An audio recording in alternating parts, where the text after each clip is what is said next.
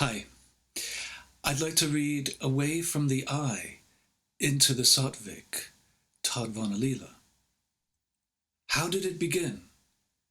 Love on the depths of eternity. Wittgenstein said that the only difference between two things that are exactly identical is that they are different. One key rift between belief systems lies in the difference of language and meaning, with contrast forming the basis of syntax and meaning in any language or descriptive system of symbols and representations. When atheists and non-atheists use words like nothing, everything, chaos, and truth, these words may conjure a wide range of meanings. They are used glibly and factually as if proven to exist. We constantly rehash language for various purposes, yet cling to these conceptions. I don't think that the one is nothing, or everything, or even an atheistic duality like that of Samkhya, or even of a fundamental ground giving rise to material existence. These ideas seem like grains of sand in eternity. Tadvanalila as an artwork is about rehashing, with 20th century philosophy veering deeply away from set facticity. We see the inherent disturbance of setness and fixedness in thought.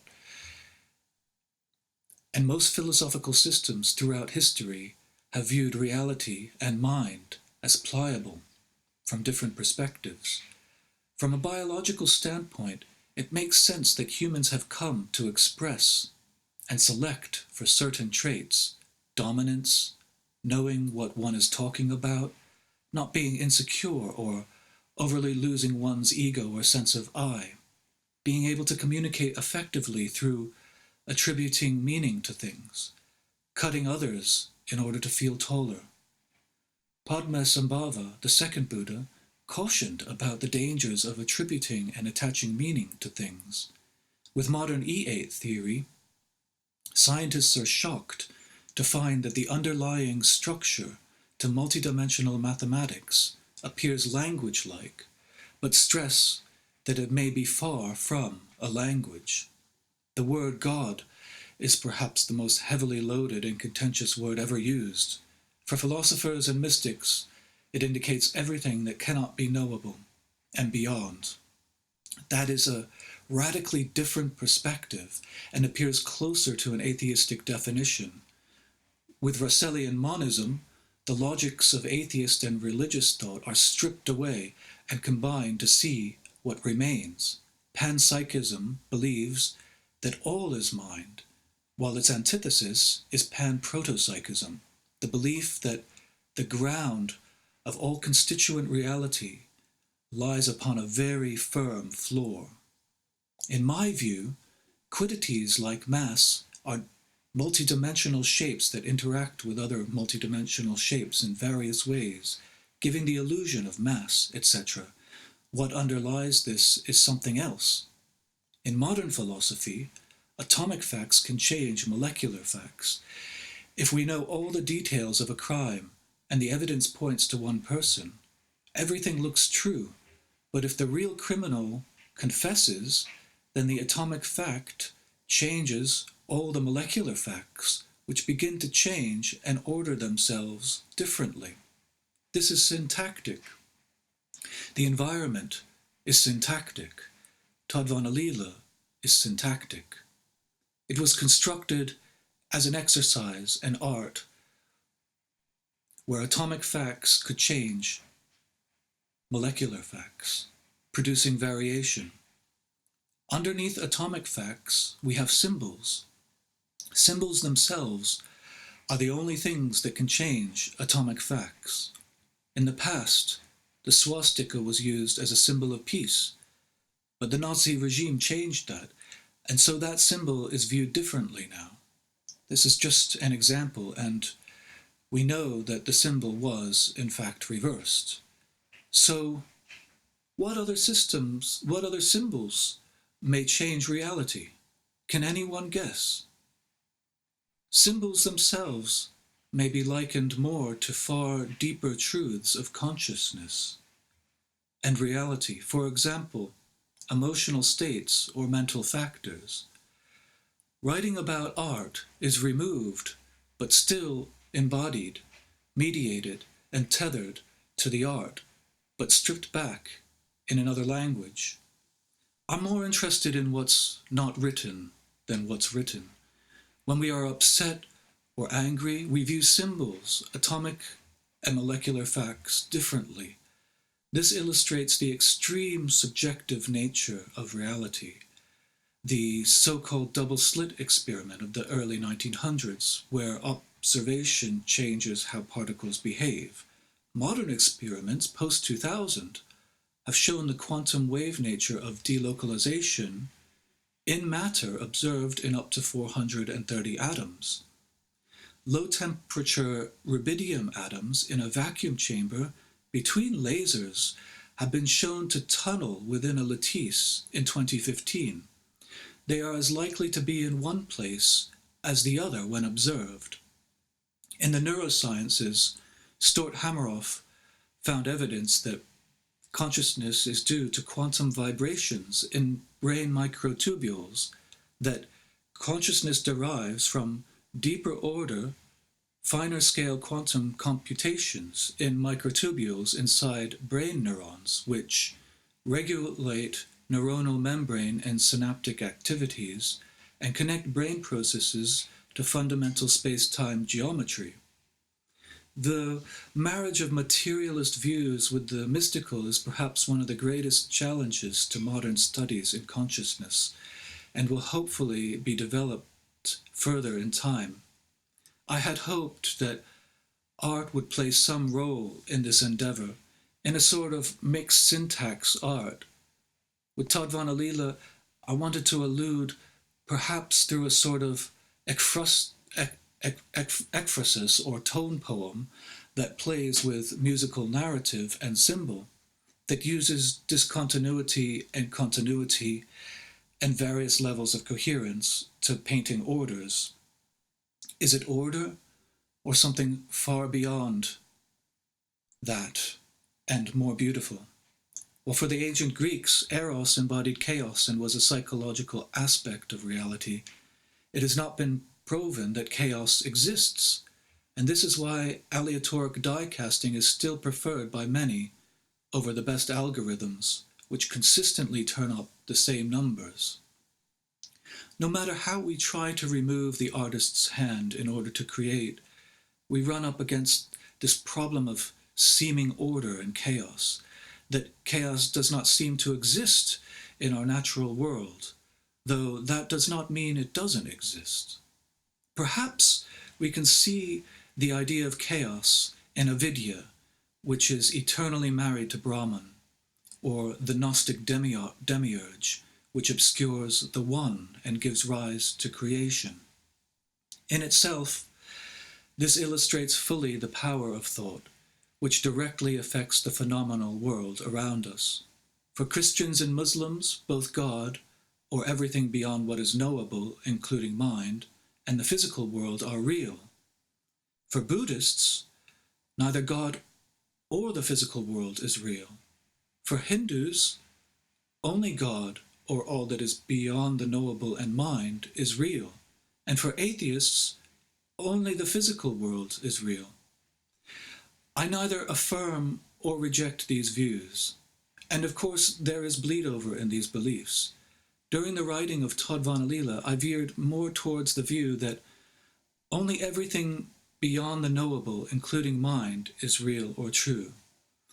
According to one study, modern academic Western philosophers at universities are 72.8% atheistic, 14.6% theistic, and 12.6% other, the vast minority being idealist, for example, that all is mind, or unknowable and indescribable.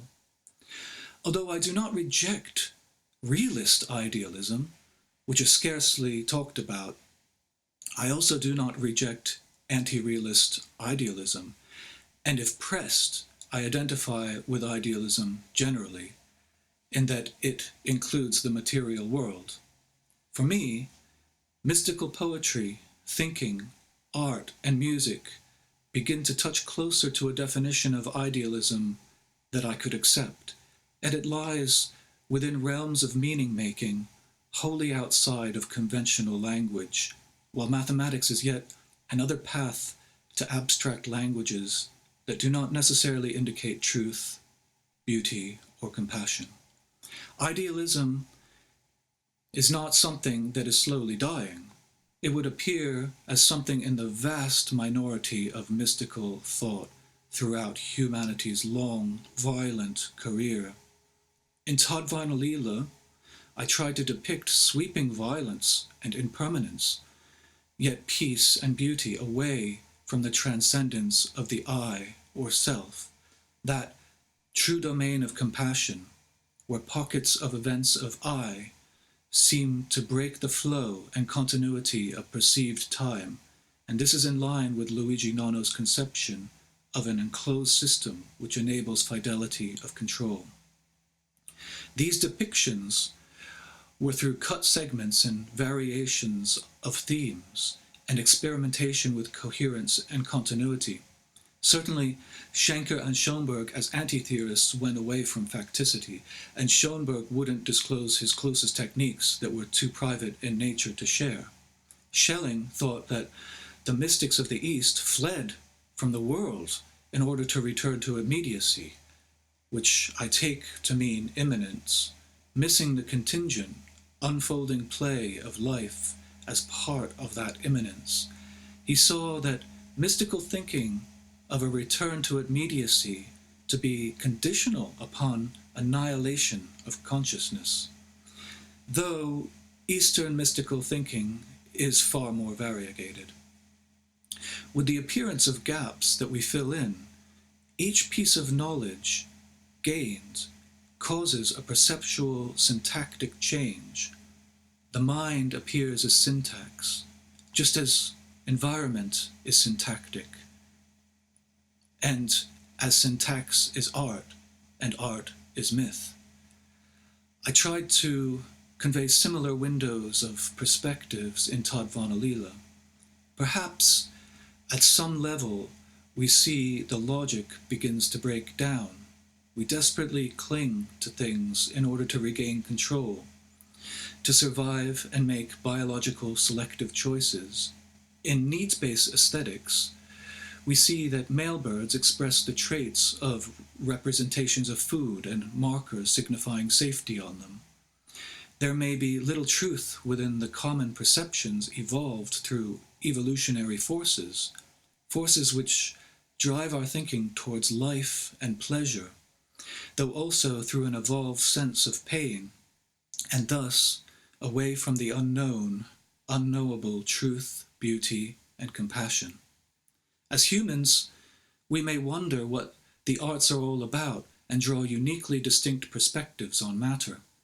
Like symbols that change atomic and molecular facts, compassion and other emotions and mental factors seem fundamental to various types of language and communicative ordering. Signifiers have a powerful effect on reference and thus on signs.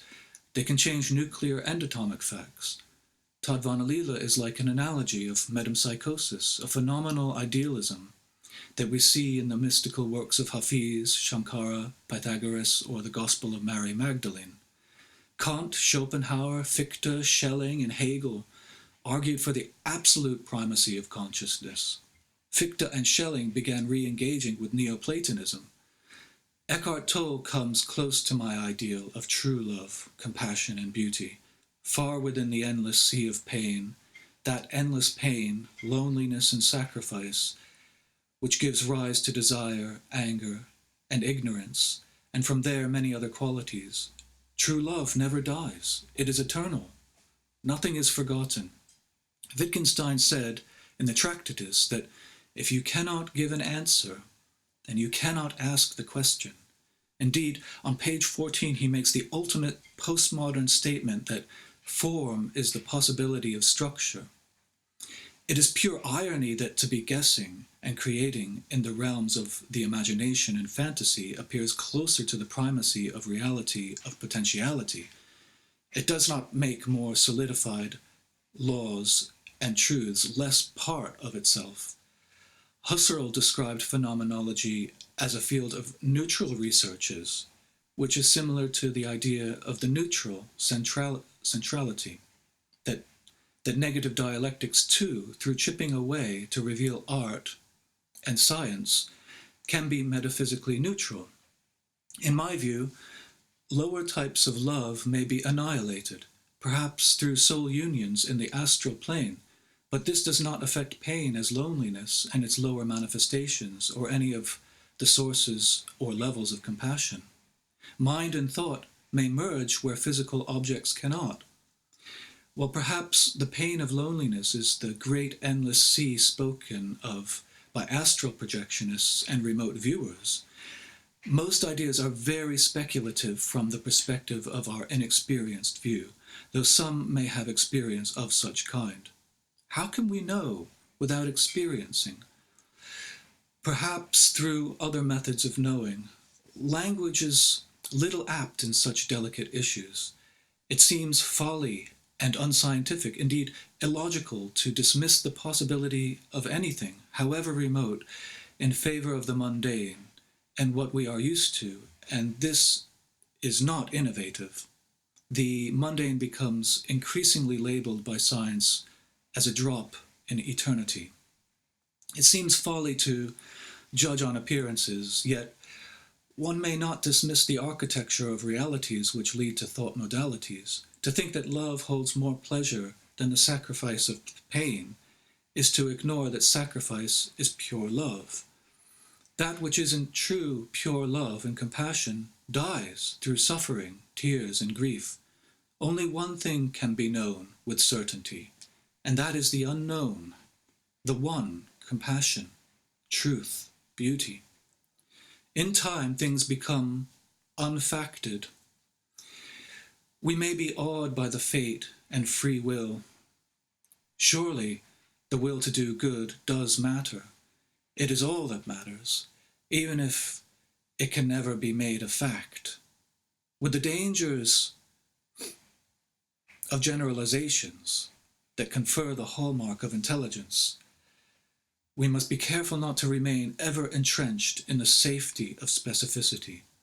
This is the beauty of the liminal in-between intertext, the axe behind the dead weights of material and fact, the intelligence itself.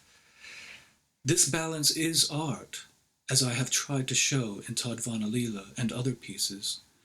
Tadvanalila, like other pieces written from 2018 to 21, mixed tape music with ensemble art music. Like all disparate art genres, mixing coherently and even non-coherently can take a lot of thought, reflection, research, and experimentation. In some of my works for orchestra and tape, I did use the text as an evolving score while composing the music, much akin to making notes. For example, certain sound objects becoming denser or containing other properties like serialist properties. I found these notes really helpful to get a clearer picture or sense of what is actually happening behind the scenes. Where lengthy processes of ordering are concerned, score text for the sound objects really helped, especially when in constant dialogue with the instruments. Such words take on meaning over time through context, through the negative of editing out the other, and are no longer functional objects only, but gain intertextual subjectiveness or wholeness that is more than its contents. It is abstract, mental, intuitive, intentional, presentative, which indicates consciousness. In the domain of art and aesthetics, there is perhaps less needs-based evolutionary pressure acting upon the imagination to tell us what is pleasing or not, life-giving or not, and aesthetic beauty beyond physical pain and joy is sought.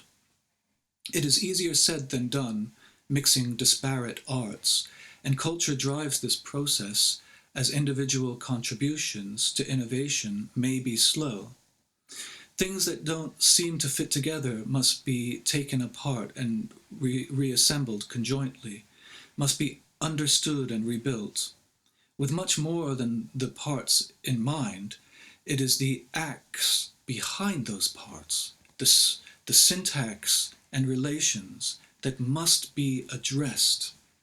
The fundamental grounds supporting those structures must be studied, and this is analogous to Schenkerian analysis and philosophical grounds that support facts. In my view, a large part comes down to shifting perspectives, evolving culture, language and definition. I take the word God to be synonymous with words like the unknowable, compassion, eternity, and reality. I do not discriminate between Allah, Al-Kabir, Shiva, the Tao, Artemis, and the One, or any infinite combinations of attributing syllables of description. It is the same eternal path of infinite forms of compassion that may be cultivated, cognized, practiced. I find no inherent problem in stretching my imagination to include words like nothing or imagination. So much of art and science is laden with oxymoron and confliction that it seems reasonable to have such extreme miracles of polarity that appear dualistic on the surface. Philosophy can create new ways of looking at things, applicable to art and science. Perhaps it is more how we see it than we give credit for, and substance as flimsy as fine soot on a lake surface, where form is generated through something entirely different to what can be knowable, perhaps analogous to a multifaceted geometry apart from the conceivable. It is like a window, a sliver in a vastness great, and that is like so many things, known and unknown, the fine-tuned narrow margin of oxygen required for life, the optimal amount of money for individual happiness. These things are natural or imagined, abstract or phenomenal. And I believe that these narrow margins may be infinite, something other than known or unknown, discernible or indiscernible, and that things like happiness may exist on faraway unknown shores, across gulfs of perception and thought, across the vast distances of the minutest thoughts and forms, like the infinite paths to compassion. Discrimination between forms of compassion and ill will is beyond knowing. It is pure awareness. An angry person can agitate you, and you may fear that all your power is being drained, and hence become angry too. You must remember that you should not be afraid of disconnection from existence. These angry people are like vipers. They can have quite abrasive hearts. We are all likely to devalue those who incur our resentment or anger, even if we do it in our heads without acting it out, and this negativity will almost certainly be communicated in a close relationship. How can you not belie your recognition of what the angry person is? Don't overthink it. Anger may give confidence briefly, but must be taxing in the long run. The anger is the byproduct, and no one wants to suffer. Humor is often a jaded, perverse, and abased form of joy, where one is so desperate to access joy in their suffering that they will try anything to come near to joy and hold its image. In my view, there may be infinite properties beyond our knowing that could interfere with causal chains of logical events. It is just that it is unlikely in our everyday lives to witness anything like this, such as through higher consciousness intervention. Since humans cannot grasp existence and realities to any degree, we must hope that the way true reality looks makes darkness, ignorance, anger, and desire a very trivial thing. that perhaps exists for any number of infinite reasons, for example, perhaps to cultivate consciousness. It is conception which gives rise to the mystery, and mystery which gives rise to conception, a trick answer to an unanswerable question that is conception itself. We take apart and rebuild, forever forming the other, while we attribute the word mind to that remaining immanence that we must come away from in order to hold. Tadvanalila may mean the end of all love-longing, that final abode of fulfillment of what we know not. For to me, if we are to utter in symbols, then the lines between language, math, physics, science, and art seem diminishing. Only we can make it the large divide that it seems to be, with our relational syntax and meaning building, our discriminations through context and nuance of the same thing, the fundamental building blocks endlessly reassembled and compared, contrasted, like unending variations. Here I digress, as Tadvanalila digresses, shortly, dreamlike, succinct.